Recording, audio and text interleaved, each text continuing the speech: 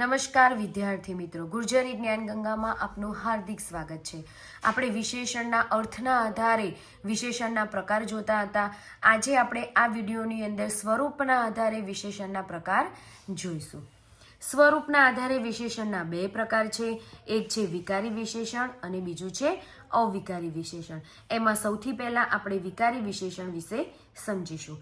તો હવે સ્વરૂપના આધારે વિશેષણના જે બે પ્રકાર છે એની અંદર વિકારી વિશેષણ, તો વિકારી વિશેષણ આપણે કોને કહીશું?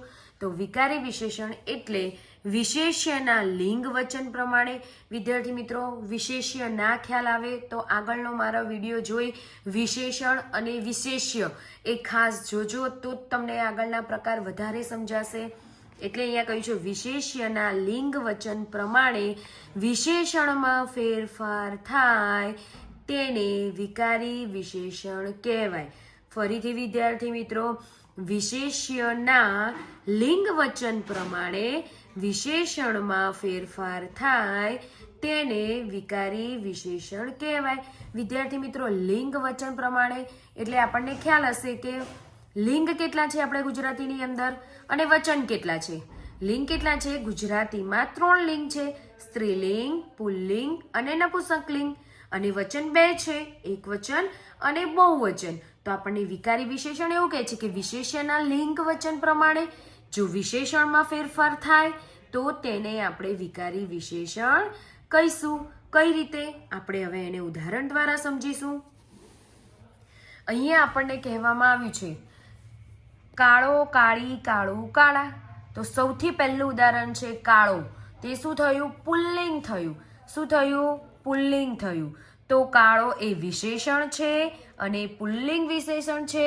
તો હવે આપણે લખીશું તો શું થશે? અહીંયા કાળોની સામે કૂતરો થાય છે। વિદ્યાર્થી મિત્રો, ખ્યાલ આવે છે? વિશેષ્યના લિંગ વચન પ્રમાણે વિશેષણમાં ફેરફાર થાય છે। આપણે જોયું આ વિશેષ્યના લિંગ વચન પ્રમાણે વિશેષ્યમાં વિશેષણમાં ફેરફાર થાય તો તેને વિકારી વિશેષણ કહેવાય। તો અહીંયા કાળો, તો અહીંયા શું થશે? કૂતરો। જો અહીંયા વિશેષ્યમાં ફેરફાર થયો કૂતરો, તો કેવો છે? કાળો છે। તો અહીંયા વિશેષ્ય થયું કૂતરો, વિશેષણ થયું કાળો, તો કૂતરો છે તો આપણે આમે વિશેષણ શું મૂકીશું? કાળો।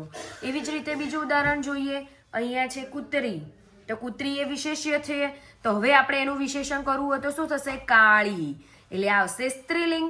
પહેલા આપણે જોયું પુલ્લિંગની અંદર કૂતરો, તો એ કાળો, અહીંયા આવ્યું સ્ત્રીલિંગ કૂતરી, તો એનું વિશેષણ થશે કાળી। હવે જોઈએ આપણે આગળનું વિશેષ્ય કૂતરું। વિદ્યાર્થી મિત્રો, અહીંયા શું કહે છે? કૂતરું, તો અહીંયા શું આવશે? કૂતરાનું કાળું। કૂતરું એટલે શું થશે? નપુંસક થશે, નપુંસકલિંગ આવશે, તો એનું વિશેષણ થશે કાળું।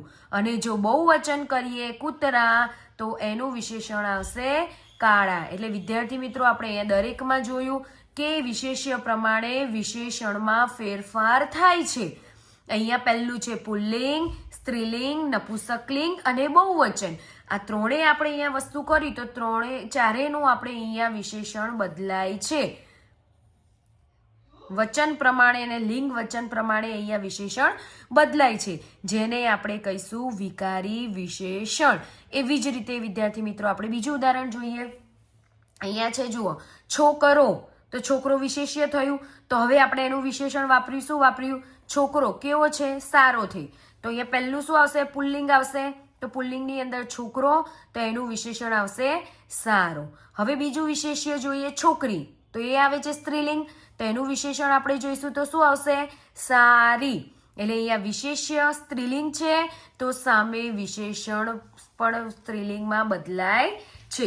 હવે જોઈશું છોકરું। છોકરું નપુંસકલિંગમાં હશે। છોકરું કેવું છે? સ્ત્રી કે પુરુષ આપણને નથી ખબર, છોકરું છે તો એને નપુંસકલિંગમાં મૂકીશું તો એનું વિશેષણ આવશે સારું। છોકરું કેવું છે?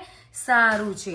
અને બહુવચન કરીએ છોકરા, તો એનું વિશેષણ આવશે સારા। એટલે વિદ્યાર્થી મિત્રો, અહીંયા આપણે જોઈ શકીએ છીએ કે વિશેષ્યના લિંગ વચન પ્રમાણે સામે વિશેષણમાં ફેરફાર આવે છે, જેને આપણે વિકારી વિશેષણ કહીશું।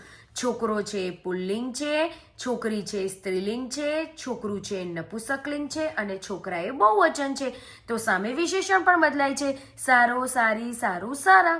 તો જેને કહેવાશે વિકારી વિશેષણ. વિદ્યાર્થી મિત્રો, વિકારી વિશેષણમાં ખ્યાલ આવી જ ગયો હશે અને હજી તમને ખ્યાલ ના આવ્યો હોય તો મને કમેન્ટ બોક્સમાં જરૂરથી જણાવો. હવે આપણે જોઈશું અવિકારી વિશેષણ.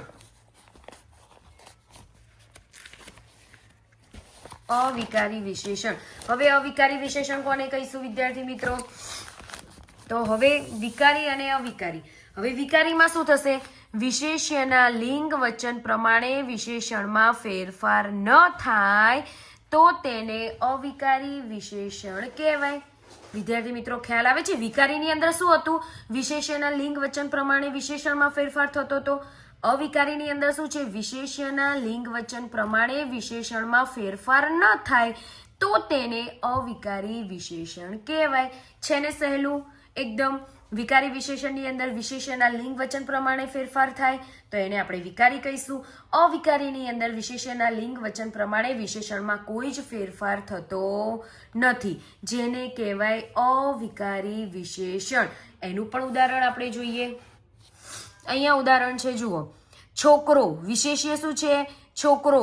તો વિશેષણ શું છે? સુંદર. તો વિશેષણ સુંદર જ રહ્યું.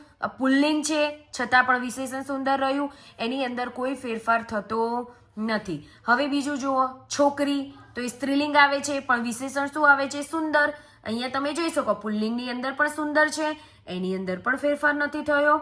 અહીંયા છોકરી સ્ત્રીલિંગ છે, એની અંદર પણ ફેરફાર નથી થયો. છોકરું, તો છોકરું નપુંસકલિંગ છે તો પણ વિશેષણમાં ફેરફાર થયો નથી. અને છોકરા બહુવચન છે તો પણ વિશેષણમાં ફેરફાર થયો નથી. એટલે કે વિશેષ્યના લિંગ વચન પ્રમાણે અહીંયા વિશેષણમાં ફેરફાર ન થાય તો તેને કહેવાય અવિકારી વિશેષણ. અહીંયા છોકરો પુલ્લિંગ, સ્ત્રીલિંગ, નપુંસકલિંગ, બહુવચન, છતાં પણ વિશેષણ બધાના એક જ રહેશે. સુંદર, સુંદર, સુંદર, સુંદર. એટલા માટે એને કહીશું અવિકારી વિશેષણ. વિદ્યાર્થી મિત્રો, અહીંયા વિકારી વિશેષણ અને અવિકારી વિશેષણ વાળું અહીંયા પૂરું થાય છે. વિદ્યાર્થી મિત્રો, તમને આ વિશેષણ લગતા કોઈ પણ પ્રોબ્લેમ હોય અથવા તો મને કમેન્ટ બોક્સમાં જરૂરથી જણાવજો. હવે મળીએ આપણે નેક્સ્ટ વિડીયોમાં.